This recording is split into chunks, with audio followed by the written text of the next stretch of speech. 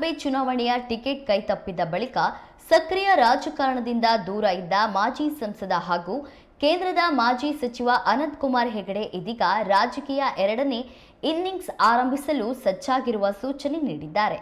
ಅದಕ್ಕೂ ಮುನ್ನ ಉತ್ತರ ಕನ್ನಡ ಜಿಲ್ಲೆಯ ಶಕ್ತಿ ದೇವತೆಯಾದ ಶಿರಸಿ ಮಾರಿಕಾಂಬ ದೇವಿಯ ಆಶೀರ್ವಾದ ಪಡೆದು ಶಿರಸಿಯಲ್ಲಿ ನಡೆಯುತ್ತಿರುವ ಪ್ರಸಿದ್ಧ ಮಾರಿಕಾಂಬ ಜಾತ್ರೆಯ ಸಂದರ್ಭ ಪತ್ನಿಯೊಂದಿಗೆ ದೇವಸ್ಥಾನಕ್ಕೆ ಭೇಟಿ ನೀಡಿದ ಹೆಗಡೆ ದೇವಿಗೆ ವಿಶೇಷ ಪೂಜೆ ಸಲ್ಲಿಸಿ ಪ್ರಾರ್ಥಿಸಿದರು.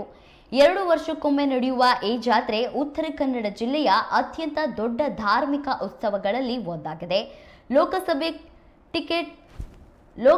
ಟಿಕೆಟ್ ಕೈತಪ್ಪಿದ ಬಳಿಕ ಸಾರ್ವಜನಿಕವಾಗಿ ಹೆಚ್ಚು ಕಾಣಿಸಿಕೊಳ್ಳದಿದ್ದ ಹೆಗಡೆ ಇದೀಗ ಜಿಲ್ಲೆಯಲ್ಲಿ ಮೊದಲ ಬಾರಿಗೆ ಸಾರ್ವಜನಿಕವಾಗಿ ಕಾಣಿಸಿಕೊಂಡಿರುವುದು ರಾಜಕೀಯ ವಲಯದಲ್ಲಿ ಕುತೂಹಲಕ್ಕೆ ಕಾರಣವಾಗಿದೆ.